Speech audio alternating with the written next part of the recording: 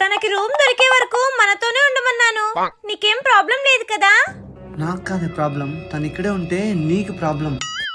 నాకేం ప్రాబ్లం లేదు ధరణి. నువ్వు కూడా మా పెళ్లికి వచ్చి నింటే బాగుండేది. నీకు తెలుసు కదా అక్క నేను యూఎస్ వెళ్ళానని. ఓ యుఎస్ బిడ్డ. అయినా మీ ఇద్దరు మేడ్ ఫర్ ఈచ్ అదర్ లా ఉన్నారక్క. Thank you. మాది అరేంజ్ మ్యారేజ్. అవునా బావా, పెళ్లికి ముందు నువ్వు ఎవరినైనా లవ్ చేసావా?